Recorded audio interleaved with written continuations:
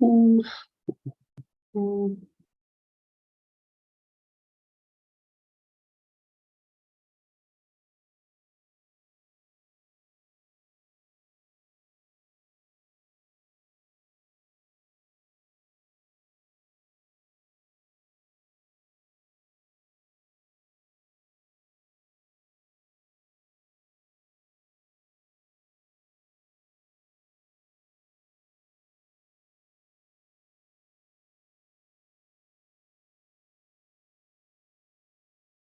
Ugh.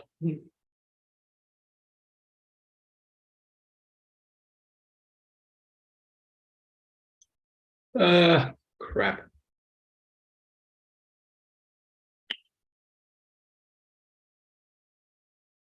Ah, Jesus.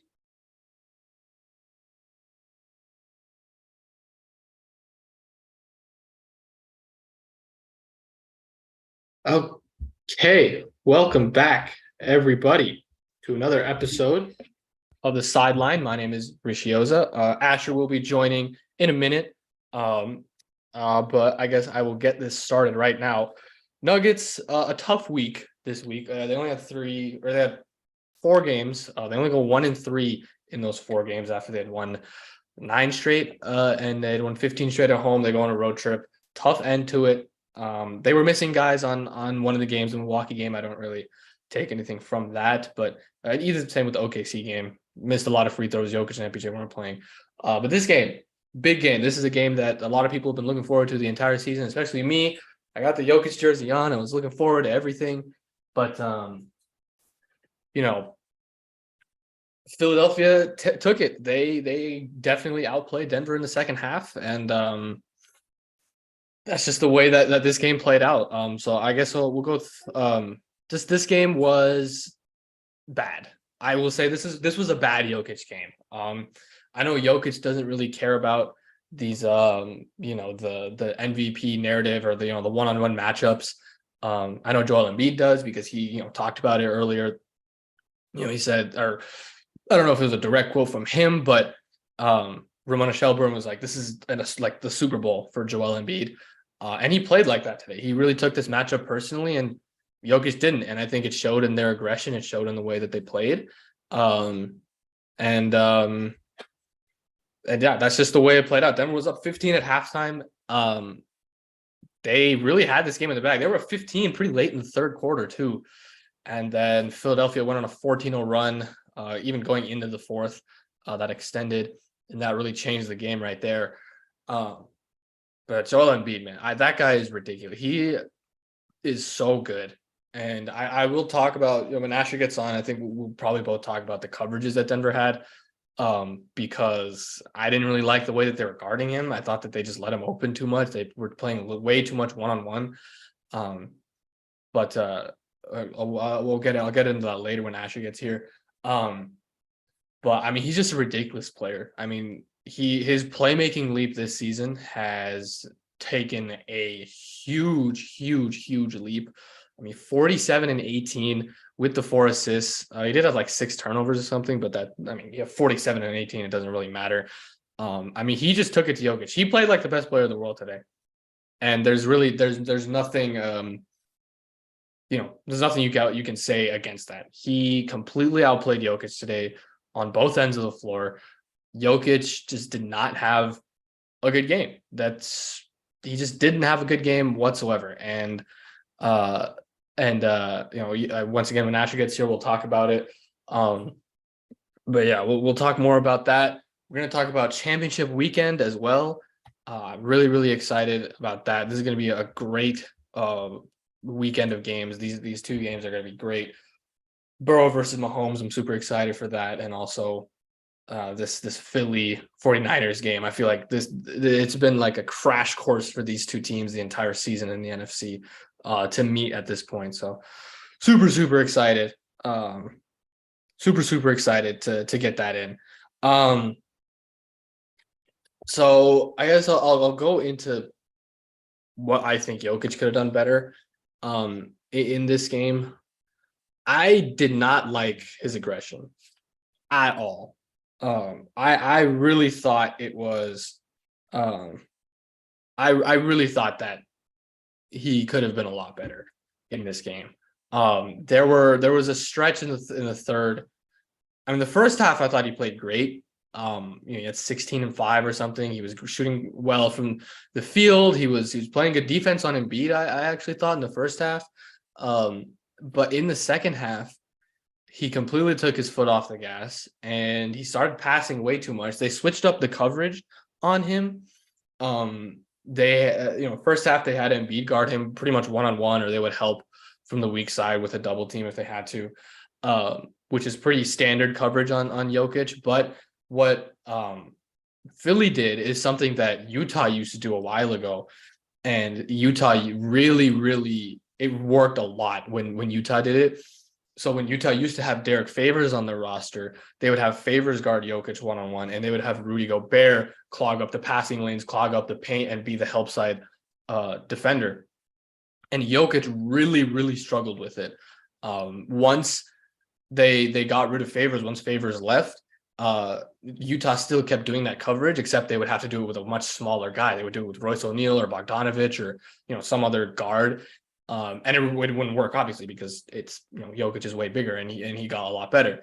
And he hasn't seen that coverage in a long time, and I think that kind of confused him because Philly did that in this game. First half it was Embiid one-on-one. In the second half they put PJ Tucker on him to play one-on-one, and they had Embiid kind of be a rover in the middle and kind of clog up the passing lanes. So I think that really confused him, and he just did not know how to attack it.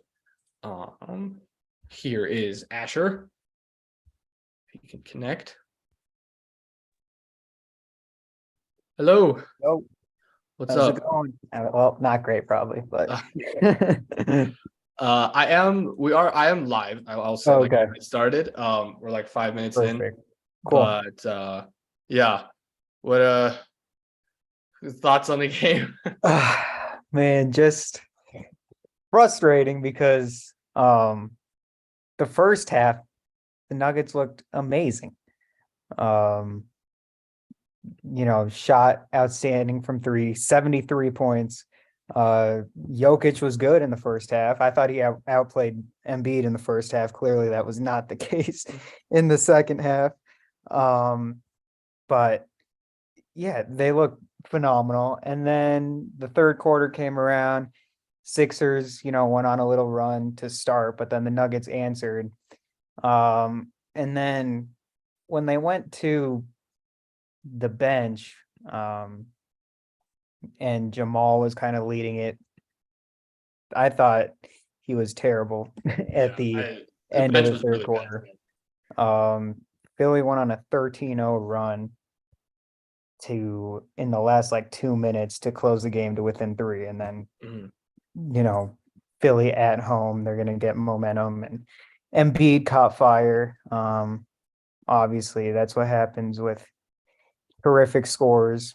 When scores are on fire, they're the best in the league. And there's nothing you could do. Like I want to talk to you about the coverage that Denver was playing because I really didn't like it. Like Embiid is an incredible player, and even on contested shots, he was making them, but I thought they let him get into a rhythm way too easy. Like the coverage that they played was they would hedge on Harden a lot, and it would just leave Embiid playing like one-on-one at the rim or one-on-one with a smaller guy, and he would just get a wide open mid-range shot, and Jokic would have to get like a late contest. And I really didn't like how that happened. And they kept it going for way too long. And he just got into a rhythm. And then even when they stopped it, he's in a rhythm, and he's one of the best scorers in the league. And he was averaging 34 a game. Like he's gonna get his, even when he's high, he's gonna make the shots. So right. Yeah, I thought Michael Malone did not have a good coaching game at all. First of all, Jeff Green was in there way too long. There's there's a timeout, with like 8 minutes left in the fourth quarter when I thought the starters were going to come in, and Jeff Green was still playing. He was still in, yeah. Like, granted, he did get an offensive rebound before he went out, but I'm like, come on, what is Jeff Green doing out there? He had so many like backdoor cuts by Tobias Harris or whoever that he gave up, and then he's terrible rebounding the basketball. Yeah. And that's when like Philly had how many offensive rebounds did they had a lot. They had 9 in the first half. They Yeah, probably had 4 or 5 in the second. they had 12 overall, but like a lot of them was Jeff There Green. were a lot of them were Jeff Green. There was Yeah. one huge one. It wasn't Jeff Green's fault. This was like with like a minute left. KCP hit a three and it's 117, 120. And you're thinking, okay, this is the run that Denver can make at the end.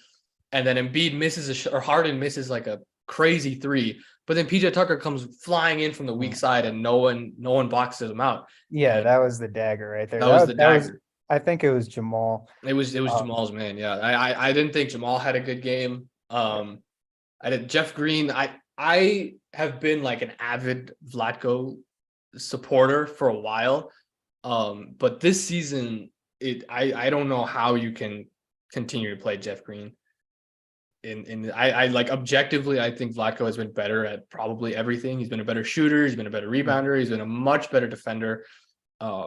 He spaces the floor a lot better. He's a better playmaker. Like there's not many things Jeff Green does better than Vlatko. Yeah. And I really like the Vlatko Zeke pairing off the bench. I think that they played well.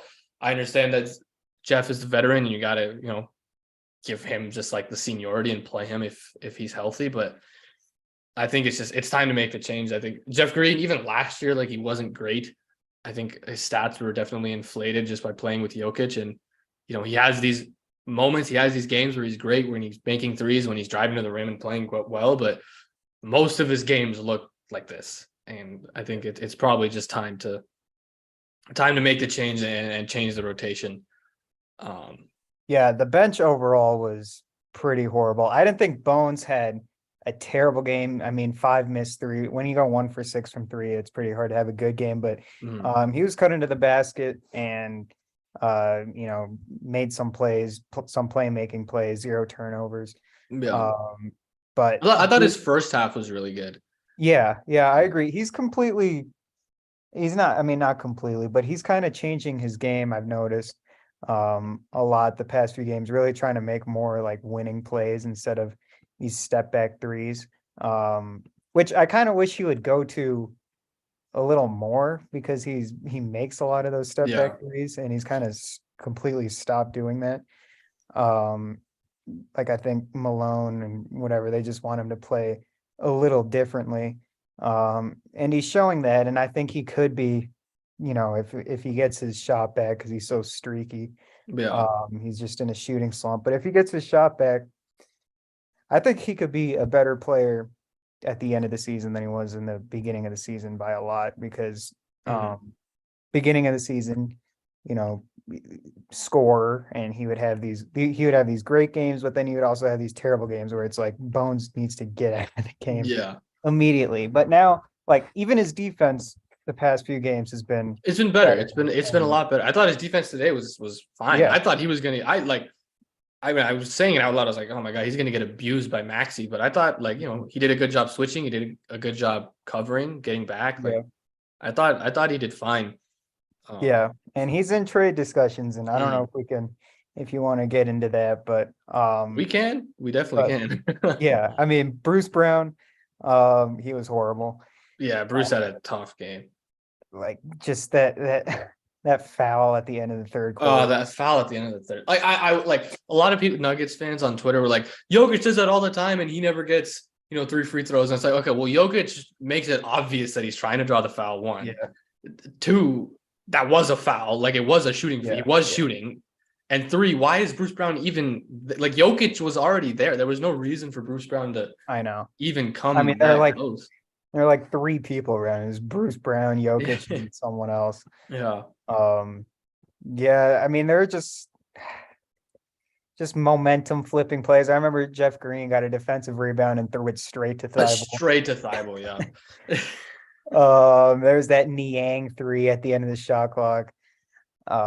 With George Niang, he had his stretch in the second half was huge. Oh my God, like, he had one Denver was up 15.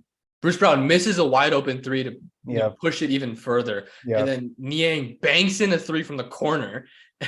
And then he hits another one and it goes from 15 to 6 or 15 to 9. You're like, oh crap. And then he hit that 3 again at the end of the shot clock, where it didn't even look like he shot it. It looked like he just like shot put it up.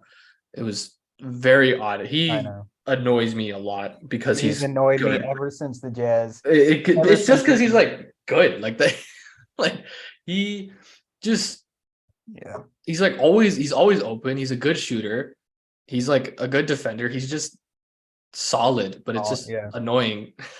I Yeah. guess.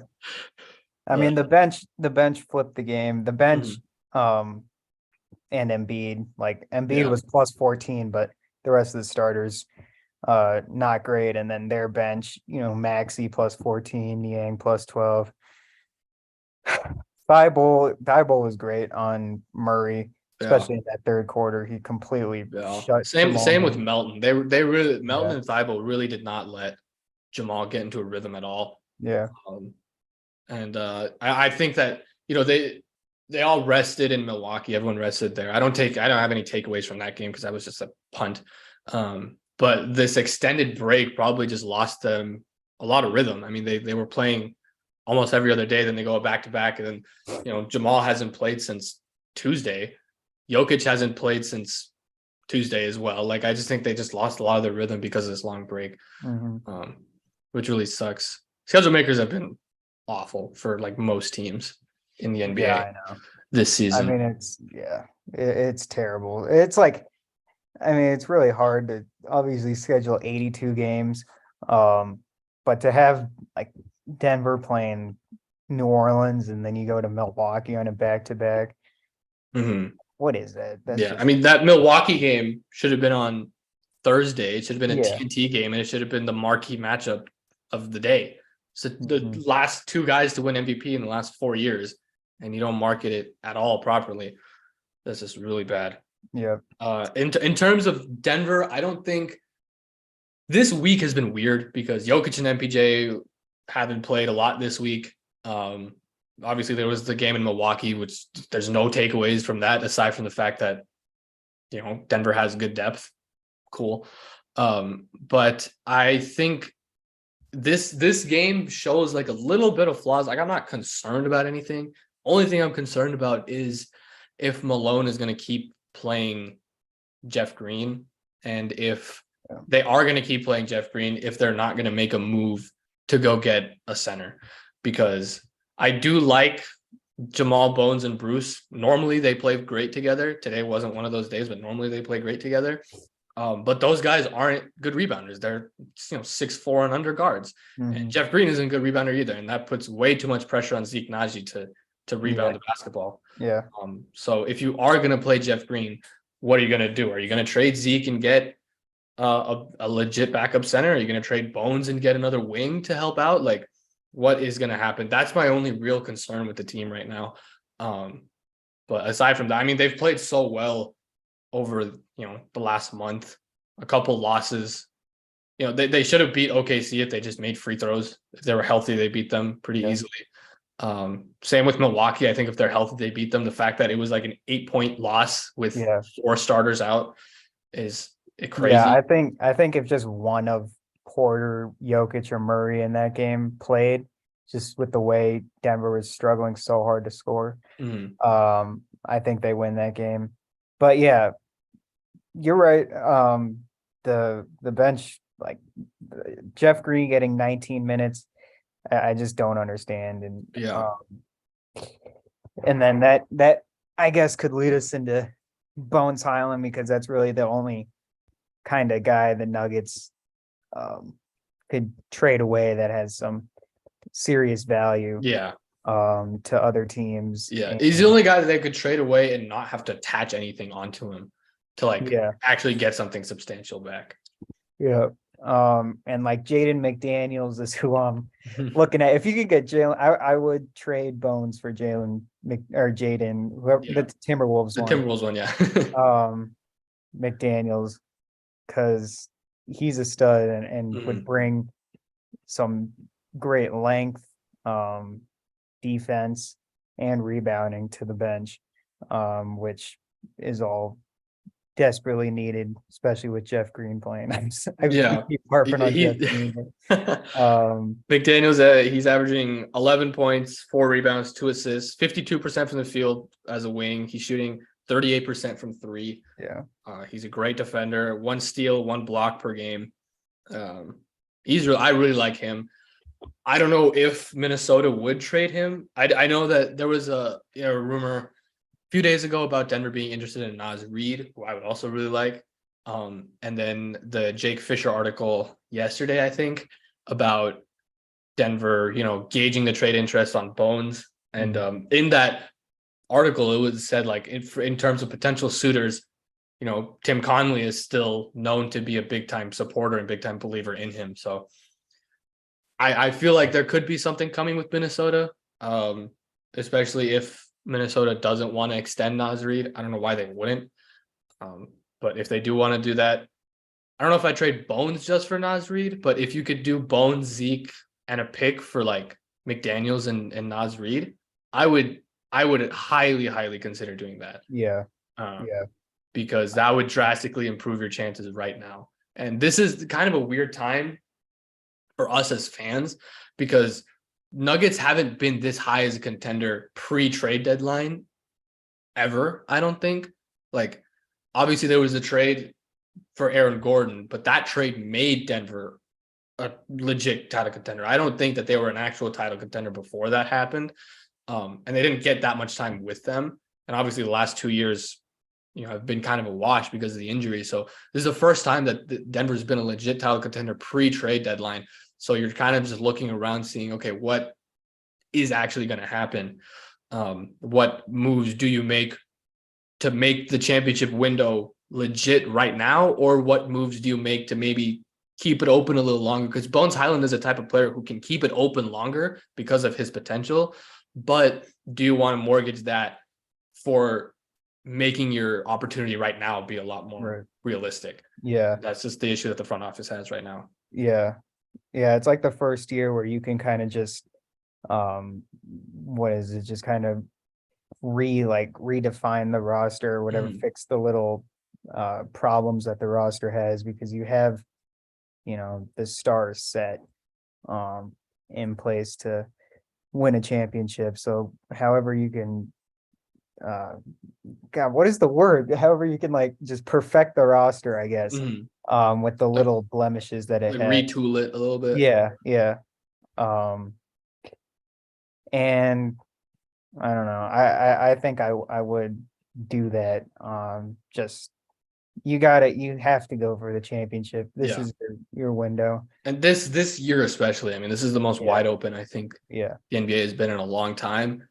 I think in the Western Conference, there's not many teams that I'm scared of. Golden State's the only one, and it's not necessarily because them as a team. It's just because of Steph Curry. Like I am horrified of Steph Curry. Yeah, he is like It's Denver can play Golden State well. They have played Golden State well for a long time, but the second Steph Curry makes 2-3 threes in a row, everybody forgets how to do anything. And that's not just with the Nuggets, that's every NBA team. It's because especially if it's in Golden State, the crowd's going crazy, Steph's doing celebrations, the bench is going nuts, and then you cannot focus whatsoever. And in a playoff series, if that happens, I don't know if Denver can like deal with that. And then you have Jordan Poole making some stupid shots. Yeah, like I think they're way better equipped to play them this year than they were last year, obviously. But I'm still not 100% confident in them beating Golden State in this series. But any other team, like I'm pretty confident. Yeah, we're fine in the West, as John Moran says. But yeah, and then the East, they got Brooklyn, Philly, and Boston. I think like those are just can definitely beat the Nuggets in a 7-game series, especially with the way Philly played, and if Embiid keeps this up. If Embiid's able to play like this, I mean, he's not gonna average 47 and 18 obviously, but if he's putting up 34 and 11, which is what he's at right now pretty much, and Philly's like the 1 seed, like you could definitely give him the MVP, and I would not like complain about it. I mean, he's been better. This season has been the best season of his career, which is crazy because last season was the best season of his career, and the season before that was the best season of his career, and he didn't make All NBA first team either of those seasons, which is insane. So I think I definitely think he deserves his flowers with how well he's played. And I do want to talk a little bit about that in terms of like the MVP conversation. Like these games really do matter for MVP narratives. Last year's game against Philly when Denver won, even though Jokic didn't play like phenomenal, he had like 22 and 12 or something or like that. Like he played fine, but Embiid like outplayed him in terms of on the stat sheet. But Denver won, and that really pushed the narrative that Jokic is the MVP. This game, Embiid outplayed Jokic by a lot, and they won. So this is probably going to flip that MVP narrative. Yeah. So like, I don't know. What are your thoughts on that? What are your thoughts on like an MVP? No, I agree. I fully expect Embiid to be like number one in the next MVP like ladder that NBA.com puts out, and probably the straw poll whenever that next one comes out, he'll probably be number one because of this game. Obviously, like it shouldn't matter that much. But it does, and Embiid completely outplayed Jokic, especially in the second half. Jokic was just passive, like so passive. I just don't get why he like the lobs. He must have had 3 or 4 lobs that he could have shot as floaters, and there were turnovers. Like he just threw them right to Embiid or whoever was standing there. Clearly, Philly in the second half when they put Tucker on Jokic, and that allowed Embiid to roam in the paint and just be a big body that can break up those lobs and cuts and stuff. And so that was a great adjustment by Doc Rivers, and Malone didn't really adjust and didn't put Jokic in great positions to take PJ Tucker one-on-one. But like it's PJ Tucker. Like Jokic has a size advantage, he has a skill advantage. There's literally one possession where in the second half where Jokic actually attacked and looked to score, and he did like that, and it was at the end of the game when it was pretty much over. I talked about it right before you joined. Utah used to do that coverage a lot when they had Derek Favors. They would have Derek Favors guarding Jokic, and they'd have Gobert kind of roaming the paint, and Jokic really struggled with that. Obviously, this is a long time ago, like 4 or 5 seasons ago. But Jokic hasn't seen that coverage in a while, and I think that it probably just confused him a little bit, and he just didn't really know what to do, which is like a first time. Like Jokic not knowing what to do never ever happens. I mean, he always is one step ahead. So I just think that this was, kind of a game where he was just trying to feel out what they were doing, but the bench just completely lost the lead and just completely like shifted the momentum that he wasn't able to do it enough. But I mean, even then, regardless, like that's probably the one area of Jokic's game where he still isn't quite there, and it's that aggressiveness scoring the ball. Like last year was there, but last year was there because he had to, like he did not have another choice. But this year he has a choice, and he's still the best scorer on the floor in 99% of games. And I don't think he understands that, and I don't know if the coaching staff is like properly relaying that information to him. Yeah, I mean, 12 shots is ridiculous. No, that's just not enough. I mean, that's really like almost unacceptable. Yeah. I mean, and he was like making them too. He's 2 for 2 from 3, 6 for 6 from the free throw line. Clearly, his jump shot was like, good today. And you just stop. Like he almost outscored Embiid in the first half. He had 16 in the first half, and then just stop scoring. He was amazing in the first half. And yeah, that coverage that they played, as you said, I'm excited for the rematch in Denver. Finally, it feels like it's been like forever since Philly. Embiid's played in Denver. Yeah, since Embiid's played. Yeah. Yeah. I think the last time he played in Denver was that game-winning shot. The game winner, that Jokic had. But and that's the other thing. Like, yes, this game matters a lot in terms of MVP narratives, but last year's game, the reason why it mattered so much more is because Embiid didn't play in that first Jokic and Embiid matchup. He was out when Denver played Philly in Denver. Well, was that game Jokic was just getting exposed by Charles Bassey? Yeah. Oh my God. So I forgot about that. that game, oh my, that was so long ago. Jesus. Yeah. But Embiid didn't play in that game, so that's why that game mattered more because it was the only time that they matched up. Now we're hopefully at least we're gonna have two matchups with them, so that game will matter a lot as well. That game might matter even more than this one because it's going to be towards the end of the season. That game will like influence voters more than this season because it'll be closer to the voting period. So super I don't know if excited. it's on national. I feel like it's not on national TV. That would be incredibly stupid if it Um, wasn't. Check. I I feel wouldn't be like I've looked this surprised. up before. So March 27th is the The date. NBA TV, nice. Oh my god. I forget, do they do like flexes in the NBA? I feel like they do, right? They do if it's on a day where it's national TV. Then NBA doesn't do Oh, like actual national TV broadcasts on Mondays. They're Tuesday, Wednesday, Thursday, Friday, and then sometimes Saturday.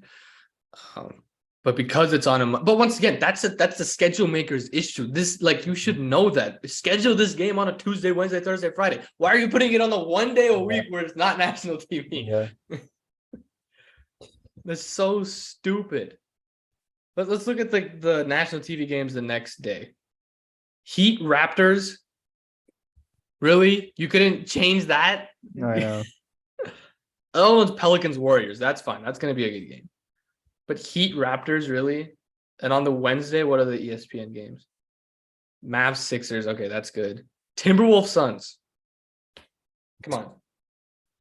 This is ridiculous. They're just NBA schedule makers. NBA has to market it so much differently. Like NBA has this idea that big markets mean so much when they really don't. And unfortunately, it might be too far gone into this idea that you might not be able to fix it because of how big the markets are and how much influence they have. But like the NFL, I mean, like Kansas City's not a big market. They have the most marketable guy in football right now in Mahomes. Buffalo's not a big market. They market the hell out of Josh Allen. Cincinnati's not a big market. Joe Burrow might be the most popular guy in football. It's possible to do it. The NBA just doesn't. And that's the biggest issue I have with the league. The NFL absolutely owns the NBA in terms of like, as you said, marketing and viewership. Viewership that doesn't whatever. Football is just a more popular sport, but like that game, I forget what game it was, but one of these conference championship games had or divisional games had like the most viewership of all time or whatever, and that's just because the NFL is just so great. I mean, Cincinnati, as you said, Kansas City this week, like every eye in the nation is going to be watching that. Like every football fan is going to be watching that game. Mm-hmm. But if it was Denver and Cleveland as two teams on a national TV audience, no one's watching. No one's going to care. But that's the NBA's fault for not marketing it properly. I think they're doing it a little bit better. Like with Ja, because Memphis isn't that big of a market, but they're marketing Ja a lot. New Orleans isn't that big of a market, and they marketed the hell out of Zion when he was coming into the league. Like, it's possible, but they pick and choose the players what they want instead of actually just doing it normally. Like, there should be so much more coverage on Sacramento right now. There should be a lot more coverage on what like Tyrese Halliburton has been doing in Indiana. There should be a lot more coverage on like Orlando. Like, they have been such a good story in the second half of the season. Same with OKC. Like, they have like these little tiny blurbs like, oh, Orlando's won 6 in a row. Cool. Yeah. Oh, but the Lakers. I know the Lakers. Oh, here comes LeBron. Here comes Rui Hachimura. Rui Hachimura had 30 in his last game as a Wizard. Yeah. Crickets. Nothing. He has 12 in his first game as a Laker. I like 4 different highlight posts about him. I was like, dude, come on. Yeah. Just market the talent where the talent is. Don't care about if they move around. Like, very annoying. It's my one biggest pet peeve with the NBA is that. And you would think like Adam Silver, like he seems like a smart. I mean, like as you said, I think it is too far gone because like they can't really, Yeah. because all it is just money. Like all they want is just money, money, money. Mhm. Everything's money. So of course they're going to show the bigger teams. But I think long term, if you're looking down the road, like to the next generation of fans, like 20, 30 years down the road, if they start now, then I think it'll pay off. But it's going to take a couple decades. Yeah. Um, so Yeah. Like if they immediately switched it and like all of a sudden they were like Sacramento and Orlando on ESPN tonight, everyone's like, dude, what the hell? I'm not watching that. yeah, Like, but like, diehard fans would be like, oh my God, Sacramento, Orlando. Oh, hell yeah. I'm gonna tune in and watch every single second. But like, a casual fan who follows the Lakers for only their national TV games, he's not gonna watch. And that's like half the audience the NBA has, unfortunately. So they have to do it very, very slowly. I hope they have a plan to do it because there's so much that they can market. There's so much talent in the league right now that there's like no reason why there shouldn't be an abundance of coverage on everybody. yeah, and it's getting worse. It got worse this week with Tristan Thompson being Oh my put God. on to ESPN. This is what I don't understand. So this was like my analogy that I'm like that I thought in my head because like what like all right, so let's do my life where I've been doing this pizza delivery job for a while, right? So let's say I'm like an average like role playing pizza delivery driver um for Papa John's. And then but because I have experience, I'm like hired as into their headquarters to make all their like business and marketing decisions. Like that's just what happened with Tristan Thompson. he is he has no credibility whatsoever other than being an average role playing NBA player, and he gets hired to become an analyst and can't even pronounce Jokic's name and immediately says LeBron should be in MVP conversations. That that's the type of media and marketing you want, NBA, ESPN. It's horrible. Yeah. It's just terrible. We're both smarter than Kendrick Perkins, Jalen Rose, Paul Pierce. I mean, my mom is smarter than Tristan Thompson. Um, like it's not that hard to find. There's so many people that just deserve like a platform. Like Zach Lowe is phenomenal. Where did he? I don't even know where he came from, but he's like one of their best analysts. Yeah.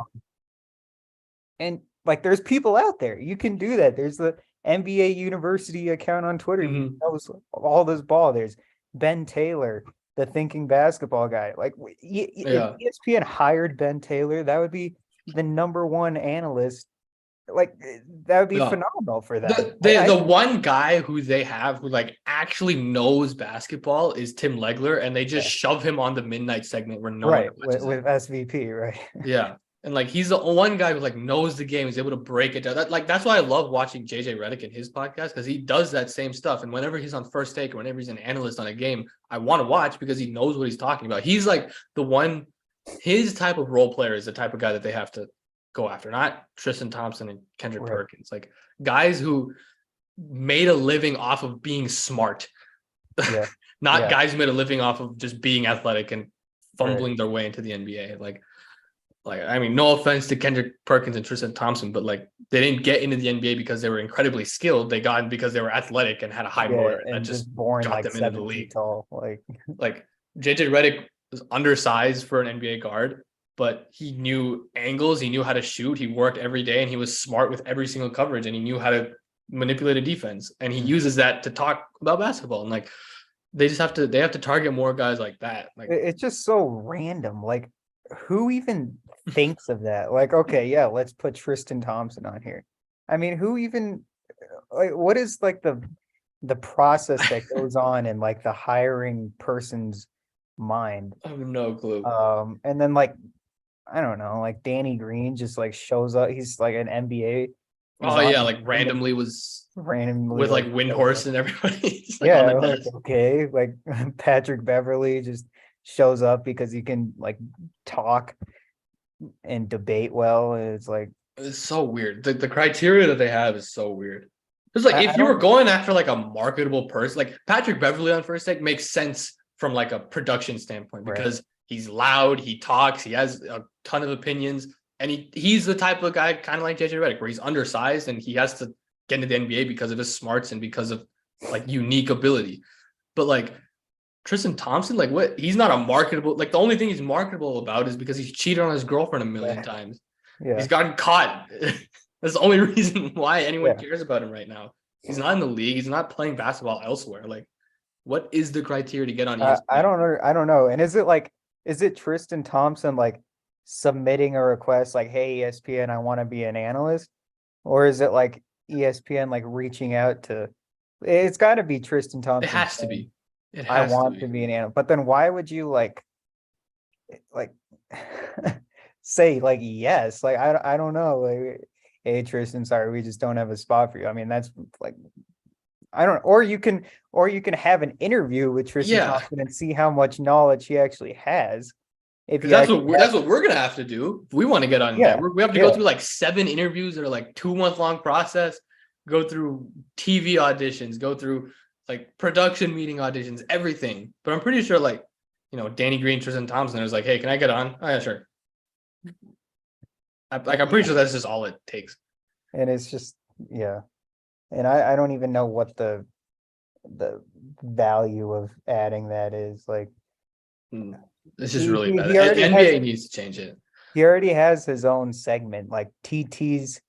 I saw his TT's top 3 big men or whatever. He had his segment, and it was like Embiid, Jokic, and Anthony Davis or something. Like, who cares? I don't know, but yeah. And by the way, you don't really like see that in the NFL. Like, you have Dan Orlovsky, a backup quarterback who actually knows football, who's on there. And like, well, that's certain shows. Obviously, you still have like First Take, which have random like Marcus Spears and Keyshawn Johnson. Like, what are these dudes doing on here? But yeah, the NFL again just owns the NBA. And NFL does such a better job. It's like actually insane. I like Dan Orlovsky, Ryan Clark, like those guys. They talk about football. They talk about it. They know it well. Yeah, Lewis Riddick as well. Like, pretty good. Like ESPN for football is great. I don't know what they're doing on the basketball side. I don't know how they have messed it up this bad. Oh my God. It went from, it was so good. Like, it was like Stuart Scott, I like those Sports Center days and like the early 2010s. And then they just completely switched. They like, it's crazy because once Skip Bayless left is when it changed, which is actually insane because Skip Bayless is like the exact guy we're talking about who we don't like. But once he left, everything kind of flipped, which is like kind of incredibly ironic. Yeah, they've just gone straight to just former players. Like, I don't even know the last person who's been hired that's like not a former player. Yeah. Their entire like panel on ESPN is former players. Like, for like most of their halftime stuff, it's like Malika Andrews, she's the host, and then it's Richard Jefferson, Kendrick Perkins, and then someone else. Either it's like Zach Lowe or the WNBA player. Her name's really long. I don't remember. Chini Ogumake. I probably messed that up super bad, but like, you know what I'm talking about. It's her.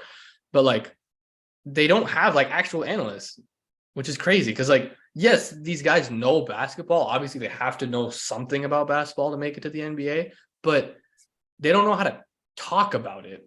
And like, they've gotten better. Like, Richard Jefferson has gotten much better since he's been there. Kendrick Perkins this year has been way better than the last season. Like, it's not great. I mean, just to prove it, like I think probably like 2 weeks ago, he said Jokic was the best big in basketball. And then before today's game, he said Embiid was the best big. I was like, dude, come on. Nothing really has changed in the last 2 weeks to actually have that change of opinion. But regardless, like, he has his moments, but he's been much better. But like, why isn't Zach Lowe a full-time guy on there? He's literally paid to talk about basketball, and you don't have him on your most watched segment. Instead they put like Michael Wilbon. Like, come on, dude. No one wants to listen to Michael Wilbon.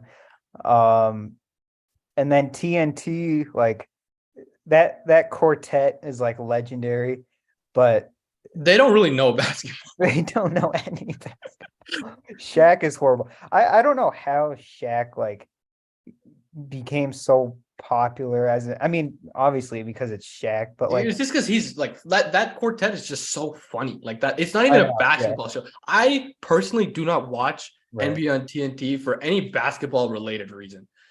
It is simply just because they are hilarious. Yeah, yeah. But I mean like Shaq, like you can barely even like hear him, first of all. So I don't even know how whatever, but yeah, I mean that's the only like yeah, you're right. They're just funny. Charles Barkley, I feel like just kind of carries um him and Kenny is like the only guy who like talks about basketball in but he like an doesn't really analytical know. way. He tries, but he doesn't. He really doesn't know basketball. But He that's just, like does he's the only one who does right. it. Like Charles and Shaq don't even do it to that degree. And like Yeah, there was a thing about Rui Hachimura. Like Shaq was like, I don't know who that is. If you're not a top 10 player, I don't care. It's like, dude, it's your job to know. Like yeah, you're supposed to know. And then Charles Barkley called him like Rui Hoochie Mama. I was like it's funny, yeah, but like know the dude's name, please. yeah, yeah. Oh my God, how many times did Hubie Brown say Jokic? Oh, every time he said his At least name. 50, 100. Yeah, God. The Hubie Brown was phenomenal in the early 2000s and like, the early 2010s, but he's so old. I know, Just gotta I know. take a break. He took a little bit of a break during the COVID years, but like, and then he came Yeah, back. I respect him, but I just don't understand Yeah, how you can just he loves basketball. Like I respect him because he just loves basketball this much to keep coming back and keep talking about it. And I hope I can love sports and love something as much as he does, like at that age. But like he fumbles over a lot of his words. He doesn't pronounce things right. It's just like it's not fun to listen to, I guess. yeah. But I respect the passion. Yeah. Do we want to move into a championship weekend preview for Sure, really quick? It's been a sure. while since we've talked football on here. Yeah, I need to like change my mind. Which one are we talking about? Chiefs, Bengals, or uh Um, Niners? sure, let's just go. Let's go not because it's the earlier game. Let's go nine. Niners, Eagles is the early one. Yeah. Okay, we'll talk about that. This is Uh, I said it right before you got on. I feel like these two teams have been on a collision course since the beginning of the season for this moment. It doesn't happen a lot where the 1 and 2 seeds meet up in the championship game, but it happens now. I don't know who's gonna win this. Like I feel like Philly, but I don't know. yeah, I'm leaning Philly too. It's like it's all gonna come down to like the trenches. This is what the teams are built off of. Mhm. The Eagles with like maybe like I haven't heard anyone say it, but I feel like why not? They're probably like maybe the best offensive line unit like ever. Um, They're incredible. like they just pound the rock, pound the rock, pound the rock at 8, 9, 10 yards every single time. And then obviously pass protecting is phenomenal with Lane Johnson and Jason Kelsey and all those guys, Mhm. Dickerson. But then the Niners side, you got one of the best defensive lines, Yeah. uh, and probably the best defensive line in football. So like, will they be able to run it? We'll see. And then it's like they're so similar, these teams, They're very, very similar. where the offensive and defensive side of the ball and game plans are like going to be like the exact same. Like, will the 49ers be able to run it against the Eagles? Because the Eagles defensive line is huge Mhm. and and amazing as well. Um, so I think it'll come down to like if if Hurts and AJ Brown can make because that's where the Niners defense can somewhat be exposed is the secondary. Yeah. It's not tremendous. Mhm. So will Philly be able to find themselves in situations that they can take advantage of AJ Brown down the field and Devontae Smith? We'll see, I guess. But yeah, I guess I'm leaning Eagles just because they're at home, and I think overall as a team they're slightly better. Mhm. Um, but I think, Shanahan is just phenomenal the way he can draw players open. Yeah. So I don't This know. is this it this is a complicated. The more I think about it, the more I think Philly, but it's mainly because Jalen Hurts has been really good this season. Brock Purdy statistically has been good, but like his film isn't great. Like Yeah. it's not necessarily questionable decisions, but it's just that he doesn't have good arm strength. And if you force him to throw outside the numbers, he can't make accurate throws there. Like he can't do it. He doesn't have the arm strength to make it that far. And I think that's probably the game plan that Philly's going to have to play. And Philly's secondary is genuinely very, very good. And, San Francisco might have the best collection of skill players in the NFL with Kittle and Ayuk and Debo and McCaffrey, Mitchell. Like they have everything you need to be able to combat that. It's just, is Purdy going to be able to get the ball to them? And in the playoffs, especially this deep in the playoffs, the quarterback has to be able to make throws. I personally do not have the confidence in Brock Purdy that he's going to be able to make the correct, or he's going to make the correct decision. I don't know if he's going to be able to make the throw. And like we saw it wild card weekend, he was good. He was very good. But the divisional round, he struggled. He didn't have a great game in the divisional round, and it's because Dallas's defense is really good. They forced him to throw outside the numbers. Once he started throwing over the middle, he seemed really comfortable, but Purdy didn't play like great in that game. There was a couple of dropped interceptions that Dallas had. Like I just feel like it's going to come down to the quarterback being able to make certain throws, and Jalen Hurts, he can't make every throw, but he can make a ton more than Purdy can. Right. I Yeah. think it's just going to come down to that. And Philly's defense, I think, is even better than Dallas's. Like, especially to read it. Like with Dan Quinn, you kind of know what you're getting with this like Seattle cover 3 scheme that he's always been running. But Philly is way more complicated. They're so much better than they were last year. Like last year was just so vanilla for them on defense with like Tom Brady just picked them apart. But this year, Jonathan Gannon, I think, who could be a head coach. Even like I don't whatever is going on with the Broncos, he could be like a surprise. We haven't even talked about that. We could probably do an entire episode on the coaching search. Right? What's going on? That's exhausting, but yeah, Philly will just be more complicated. Whether that's like Hassan Reddick, he sometimes drops back into coverage, and then they'll send a linebacker up the middle, stuff like that. And so if I think the Niners to win this game cannot turn the ball over. If they turn the ball over, if Purdy throws a pick, I think it's over. Yeah. And even if they don't turn the ball over, I think Philly is just so good. So that's why I think I guess I'll pick Philly to win this game. And I'll pick them to cover the 2.5 spread. Because of that, like they're playing at home. This is Jalen Hurts' time. That at home atmosphere too. I mean, like Lincoln, it's a tough atmosphere to play in. I mean, it's like because it's blacked out. Philly fans are insane, so they are loud as balls every single play. Like Jason Kelsey was talking about it on his podcast. That very good podcast, by the way. Him and Travis Kelsey, what they got. But he was like, Arrowhead Field when it's loud, like it's loud, but it's not like a hostile loud. It's just very loud and hard to focus. Philly loud is like, I'm going to kill you loud. Yeah. And it's just different. Like I can't describe it because obviously I haven't played in something like that. I haven't experienced something like that, but that's how he described it. And Travis Kelsey agreed. And so it's just like that type of atmosphere for a rookie quarterback is going to be really hard. And I think in this game, like you said, if San Francisco turns the ball over, I think that's going to be their end.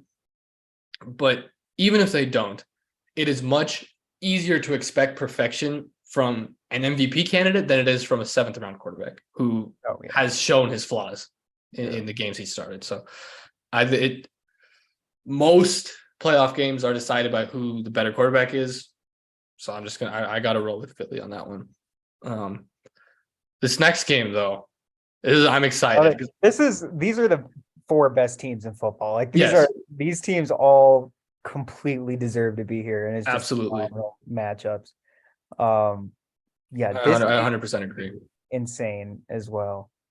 Um, oh, Kansas City's favored now. I swear the Bengals were favored, but KC is favored by 1.5 points. Maybe because it's probably the whole like Mahomes thing, how healthy he'll be, and it Yeah. looks like he's pretty healthy. Like as the week has progressed, the line has shifted towards Kansas City as Patrick Mahomes looks like he's getting healthier. Um, and yeah, I mean, I think that'll.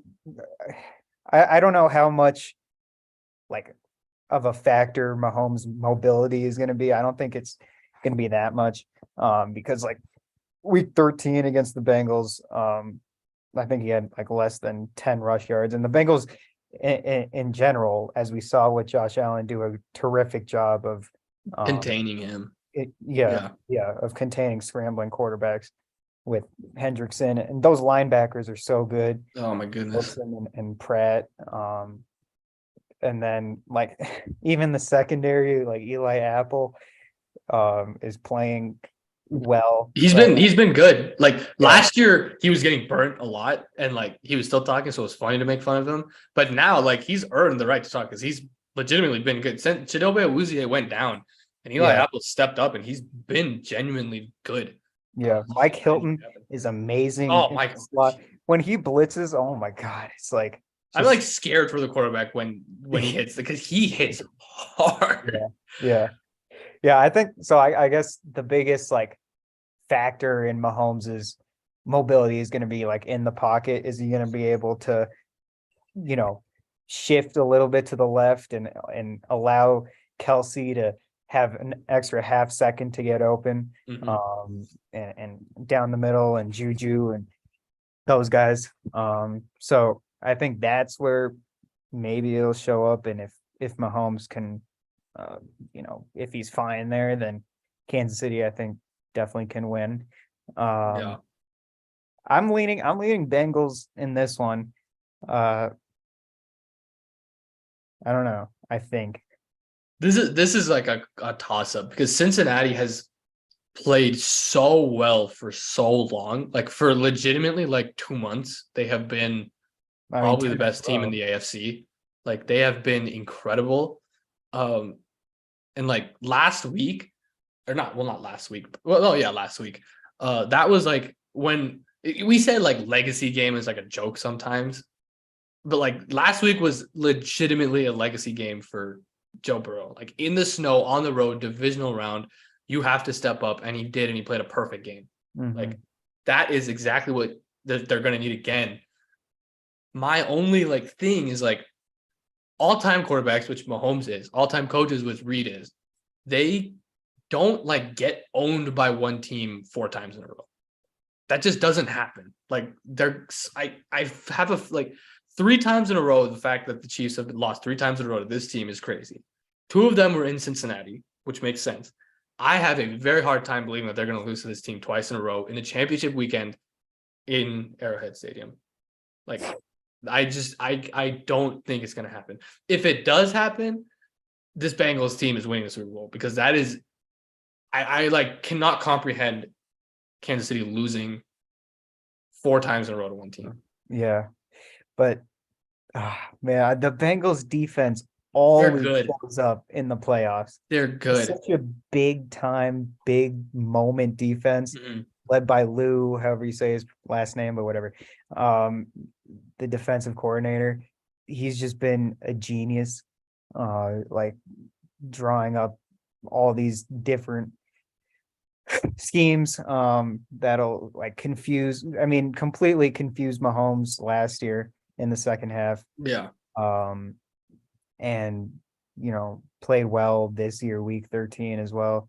Um, so he's gonna have something like up his sleeve, I think, and even like Eli Apple said in the post game interview that like, why is your defense so good in the playoffs or whatever? And he's like, oh, we're led by like a genius and Lou Amarello or whatever. And so yeah, I think I think the Bengals defense shows up again, and they're just consistent on offense too. Like as you said, Joe Burrow played.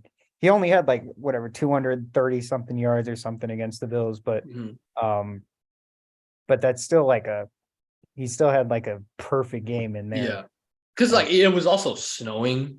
Like Yeah, it's hard to throw the ball in the snow. It's windy. They also leaned on the run game a lot. I think Joe Mixon had a great game. Like I was so surprised because they're missing two starting offensive linemen, and their offensive line completely dominated Buffalo last week, and they're going to be missing them again. Jonah Williams and Alex Kappa, they're both going to be out again this week. But I think Kansas City's defensive line is better than Buffalo, so we'll see how they fare against that. But yeah, God, I'm excited. I'm excited to see how like the Bengals defensive line does against or what they do against Mahomes. Like, are they gonna, because against Josh Allen, I feel like they rushed like 3 the entire game and then they just dropped back 8, like, but they still got pressure. And so like, but Kansas City's offensive line is much better than Buffalo's. Yeah. And so how will Kansas City fare in that matchup? And will the Bengals bring more pressure with Mahomes? I don't know, but yeah. I remember us talking like distinctly about the Bengals defense last year, where we were like, they're not like that great, but in the big moments, they just make the play. Like they get turnovers exactly when you need them to. Like I remember so vividly us having this exact same conversation. And it's crazy that they are doing the exact same thing this year. So if they're able to get turnovers, I think they'll have a shot. The one thing I will say, Travis Kelce is an incredible tight end. He is phenomenal, and he's probably like the best at uncovering from like when the play breaks down. He's the best at uncovering and knowing where to be and any player that I've ever seen. But the reason why he's able to do that is because there's only one guy on him at all times. I like teams for whatever reason in the first half, they will always single cover Travis Kelce, and it never works out. He'll have like 7 catches for 80 yards and a touchdown in the first half, and then they double team him. But at that point, it's already too late most of the time. So I'm wondering to see if Cincinnati will double Kelce off rip and force Mahomes to go somewhere else when he's not 100%, because he's definitely going to be looking for a safety blanket with the injury. And Kelce and Mahomes are most dangerous when the play breaks down and Mahomes escapes out of the pocket. So that ankle is going to be huge, and knowing like the little movements in the pocket to escape pressure and stepping up and stepping into a throw, because it is his plant leg that's injured. Stepping into a throw is going to be hard. Stepping out of pressure, stepping back is going to be hard. Like if you double cover Kelce and force him to go somewhere else other than his first read, I think that'll be smart. I think I'm like thinking now as you said that with the, like, if they're going to stack the middle to try to, double Kelce, as you said, or try to take away Kelce as much as possible. Like I think an X factor could be Marquez Valdez-Scantling deep.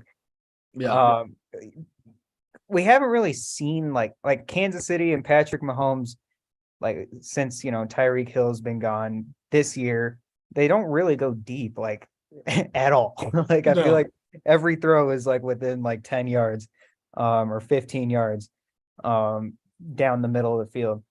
And well, that's not true. They go outside the numbers as well, but they don't go deep that much. Yeah, that's just what it feels like with Kelce up the middle of the field. So I mean, if the Bengals are going to bring those safeties down, which they did against Buffalo, and completely limit the middle of the field or the intermediate section of the field, can you get Marquez Valdez-Scantling deep and hit a big play? I think that's what they're going to have to do.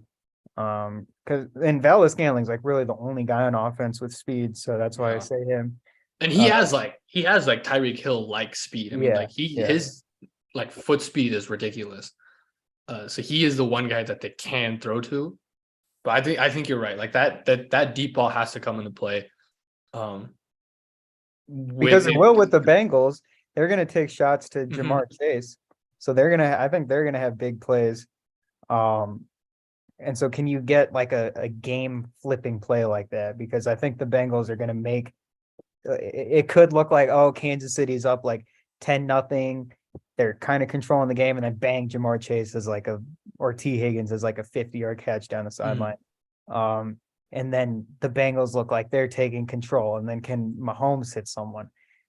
I think that's what they're gonna have to do if they. These are gonna be two good games. These are gonna be Yeah. two really, really, really good games. I'm very excited. Like you said, these are definitely the 4 best teams in the NFL. They've been playing like it for a while. I think, like, for my enjoyment's sake, a San Francisco Cincinnati Super Bowl would be best, so I don't have to watch Kansas City anymore, and I don't have to deal with Philly fans. But a one seed like Philly Kansas City game would be crazy good to watch, because Mahomes will have 2 full weeks to heal up. He'll probably, if he's healthy enough, we'll see. I mean, we'll see how he feels tomorrow and see how he plays tomorrow. But if he's, moving around fine tomorrow, if they win, he'll be moving around better on Super Bowl week. And like, that matchup is just going to be great, because Philly's secondary is like the one secondary that's probably left to equipped to deal with Mahomes, and that run game against Chris Jones on the other side, we'll see how that works out. But I'm a lot of good matchups. Yeah, I'm excited. So who are you going with? What are the picks and score predictions? Oh, score! Because it's only 2 games. True. Okay. I'll go Philly in the first game. I'll go 28-17. And then for Kansas City, Cincinnati, I'll go Kansas City. This is gonna be a close one, though. I'll go like 35-31. Oh wow, that would be such a fun game. Yeah. All right, I'm going Philly also first game. I'll say, God, how many points do I want to give Philly? I guess 27. I'll go 27, 20, 27-20 Philly. And then Cincinnati, they always score 27 points, I feel like. But I'll go 31-26 Cincinnati. 5-point deficit for both. Yeah. Cincy, Philly, Super Bowl. That would be any matchup. Any matchup is going to be great. Literally any matchup. Like, either Philly versus Cincy, Philly versus KC would be great, and then San Fran versus Kansas City would be a rematch of 3 years ago, or San Fran versus Cincy would just be ultimate fun.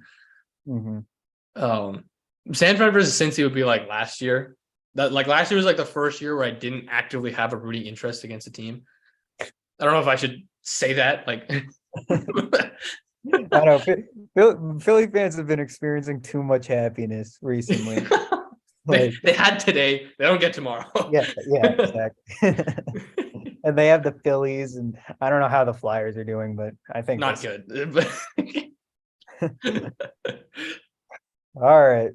Yeah, I think that's gonna be it for this week. I guess we'll do one next week, maybe, depending on how you're feeling. Yeah, I'll be down. We can talk. But dude, I don't know when they're gonna make the head coaching hire. They haven't even announced finalists. That's the crazy part. Yeah, but like they could, like, D'Amico Ryans could be the Broncos head coach and like Monday. Mm-hmm. But it could also be Houston's if Houston gets the interview first, I feel like they're not going to let him leave. Yeah, and I mean, yeah. Rappaport says he's leaning Houston. He's from Houston or whatever. So, but he also did sue the team, so there's that. Wait, did he? Yeah, I don't know why, but he sued the team for something like after he retired. I don't know if he won. I don't even know if it went to court. There might have just been a settlement, but he did sue the team. All right. So we'll see. Who do you want as the Broncos head coach? I wanted Harbaugh as like Harbaugh was the first choice. I hate Harbaugh, but And like it depends on the compensation, but Peyton would be number two. I don't want a rookie head coach because the last three have been rookie head coaches, and they've been the three worst possible choices they could have made at that point. But D'Amico Ryan just has like a different feel about him in terms of rookie head coaches. Like the way people talk about him, the way like his players talk about him, the way his former teammates talk about him, it seems different. So he would probably be three. But right now, I guess Peyton, but it just depends on the conversation. If it's more than like, I would even if it's more than just the first rounder, I wouldn't do it, because then you don't have, if it's like a first and a third, you don't have anything until the fourth round, and this roster still has a lot of holes that you have to fix. Right. So if it's just the first, then Sean Payton. If it's anything more than that, I don't know. Yeah. Yeah, I don't even know either. Like, because Sean Payton, he seems like a slimy person also. Kind of like Jim Harbaugh a little bit. So like I don't even know if that would, like, he had to like cover up his leak or whatever, that he had like a beef with the Broncos, someone Broncos ownership. I have no idea. I feel like they're gonna I'm feeling like it's gonna be like Jim Caldwell. Like that, I mean that I think D'Amico's going to Houston. Like, or is it gonna be David Shaw? I don't know. I am scared it's going to be David Shaw, because Condoleezza Rice is part of the Broncos ownership for some reason, and she also used to be with Stanford with David Shaw, and like no, there's so many connections. There's too many connections with the Broncos ownership and Shaw. Like there's nothing really connecting personally with Penner and Walton and Sean Payton or D'Amico Ryans or anybody else who they're interviewing. But there is like a personal connection. There was a personal connection with Harbaugh, and there's a personal connection with David Shaw. So I don't know. I don't really have that much of an interest in it right now, because they haven't even announced finalists. So I can't even like pick and choose. And it doesn't even seem like they know who the finalists are going to be based on what the coverage is. It doesn't seem like anyone wants the job either, which is concerning. Like, that's the crazy part. Like before, everyone was like, "Oh, the Broncos job, I'm going to take that. They have a good defense. They have, Pat Bowlen family, everybody." Now it's a new ownership. I feel like everyone's just kind of weary. They don't really know about it. And the fact that Russell Wilson played awful this season is definitely not helping. I guess I would say I want, dude, I just don't even know. Like seems like the Candace just aren't even like that good. Like they're not. I guess I feel like Jonathan Gannon would be a good head coach. I feel like it too. Especially after this season. Yeah. They like last year I didn't really like his Phil's defense wasn't that good, but this year they've been incredible. And he has changed philosophically a lot because of it. I honestly wanted Frank Reich as the head coach, and the fact they didn't interview him makes me angry, because Denver didn't interview Dable last year. They didn't interview Doug Peterson last year, and those are probably the top two candidates for coach of the year right now. So I don't know. Yeah, I think Frank Reich's going to do great in Carolina. I agree. I saw a report. I'll say this, and then we can probably end it. But I saw a report that said like Jacksonville wanted Hackett last year, but Denver didn't let him leave the building, and they like forced him to accept a job in Denver, pretty much. Not like forced him, but they like convinced him to take Denver's job over Jacksonville. Then Jacksonville took Peterson as their second option, and like I can't even imagine how bad Jacksonville would have been with Hackett. I know. Oh my god. But like, jeez. Denver's shot themselves in the foot so many times. I just have like no confidence in them to make a proper decision. I know. I don't even like. I don't have like. What is Greg Penner's like experience in football? I don't know. That's the other like. Why is he making this decision? Like yes, they have money. They can get a big name if they want to, but do they like know what they're doing? This Condoleezza Rice, no football. There's like no way. Like I don't know. Do these guys know what they're doing? That's the like. I understand that they had the most money, so they bought the team. Fine, that's just the way business works.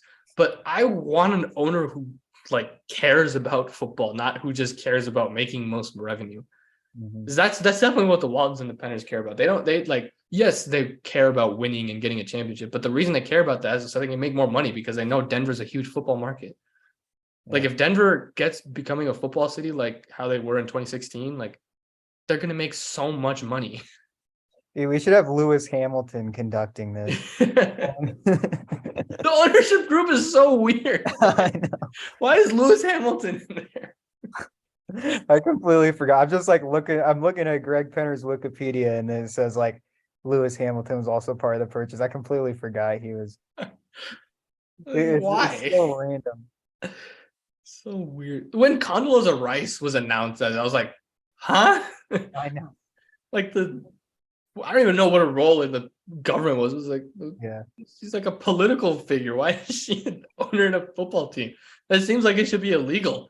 Like, Dude, I remember she almost like got like a head coaching interview with like the Browns. oh yeah. Maybe she does know ball. Yeah, maybe she does. I guess. I mean, damn. God, All right. Yeah. what a We weird will- franchise. We will record another podcast next week, talk about whoever the Broncos head coach is, if there is a head coach. But we'll probably have more clarity on who could be the head coach. Yep. As we get closer to NBA trade deadline, there'll be more information about that as well. I hope something goes down. Miles Turner, at least for Oh my God, this guy's never getting traded. this deadline, he's not getting traded. I'm sure there'll be rumors next year again. And then he'll pass by again. And Then it'll pass by. Him and John Collins are just never I gonna know. get traded. Those poor guys, like I feel like they just got to be thinking like every single year they have no idea. There's no clue. Them and Ish Smith, they just have no idea where they're staying.